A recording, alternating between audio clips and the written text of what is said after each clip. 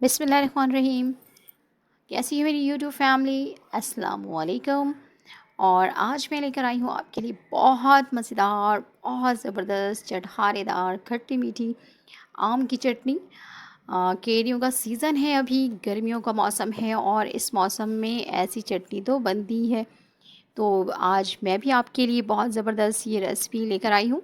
बहुत आसान रेसिपी है, बहुत जल्दी तैयार हो जाएगी। सुबह नाश्ते में तो बहुत ज़बरदस्त लगती है ये। रोटी के साथ या पराठे के साथ या ब्रेड के साथ, किसी भी चीज़ के साथ आप सर्व कर सकते हैं। बच्चों को, बड़ों को, सबकी फेवरेट है ये। और बिना वक्त ज़ाय किए चलते हैं रेसिपी की तरफ जल्दी से। और इसके लिए मैंने यहाँ पर ली है तकरीबन 700 to 800 ग्राम मेरे पास ये केरियाँ हैं। और इसको मैं जल्दी से छील लूँगी। और ये मैंने धो कर रखा था, अब मैं इसको छील रही हूँ। इस तरह से इसके सारे छिलके उतार लेंगे, क्योंकि छिलके का कोई काम नहीं है चटनी में। और ये थोड़े सख्त होते हैं तो ये सही नहीं लगते, और इसका टेस्ट भी इतना कोई ख़ास नहीं होता, इसलिए हम छिलके को उतार लेते हैं। तो ये जब अचार बनाते हैं तब उस बात का ध्यान रखते हैं कि छिलके को नहीं उतारना है। ठीक है, क्योंकि काफ़ी टाइम ड्यूरेशन होता है, वो गल जाते हैं ईज़िली। और अभी हमारे पास इतना टाइम नहीं है कि हम इसको गलाने के लिए काफ़ी 2-4 दिन के लिए रख दें। तो ये तो झटपट तैयार होने वाली चटनी है, इसलिए सबसे पहले सारे छिलके उतार लिए जाएंगे।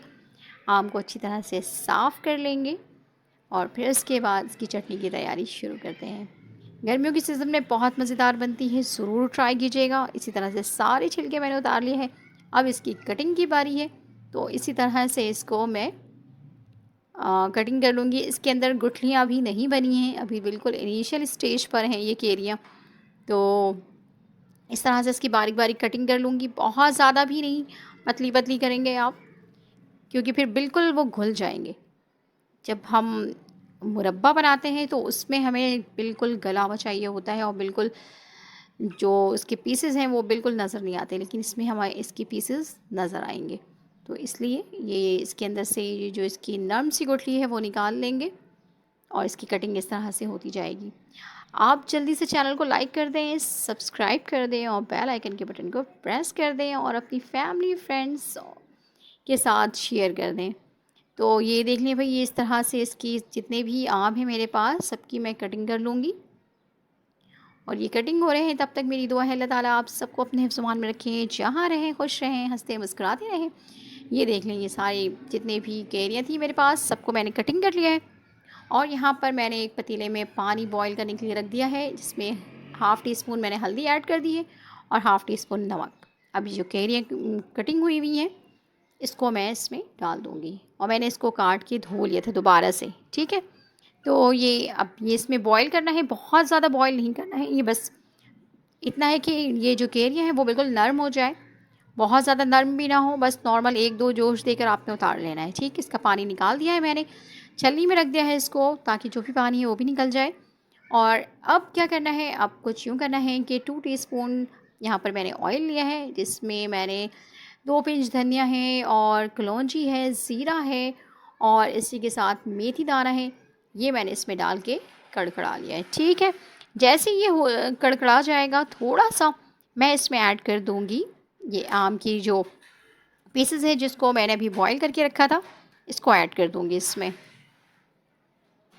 अब ये सारे पीसेस इसमें इस तरह से मैं आराम-आराम से डाल दूँगी, ताकि ये इसको थोड़ा-सा मैं इसमें फ्राई कर लूँ। और ये जो मैंने खुश्क मसाले इसमें डाले हैं अभी, धनिया, ज़ीरा, कलौंजी और मेथी दाना, इससे बहुत अच्छी खुशबू आती है, इसमें एक अचार सी खुशबू आ जाती है। ऐसा लगता है कोई खट्टी मीठी सी आप अचार खा रहे हो, इस टाइप की चीज़। तो यहाँ पर मैंने ये इसको डाल दिया है, इसको थोड़ा-सा भूनना है, बहुत ज़्यादा और बिल्कुल जज़्बात में आके आपने इसको चलाना नहीं है, आराम-आराम से, प्यार-प्यार से चलाना है, ठीक है। अब इसमें कुछ खुश्क मसाले हैं, जिसमें लाल मिर्चें हैं और धनिया पाउडर है, और इसी के साथ ही मैंने इसमें थोड़ा-सा गरम मसाला ऐड किया है, ठीक है। ये चीज़ें चली गई।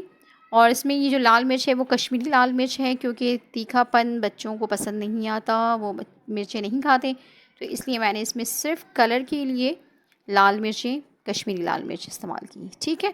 आप अगर तीखा पसंद करते हैं तो डाल सकते हैं। अब मैंने क्या किया है, यहाँ पर मैंने गुड़ को मेल्ट करके रखा है।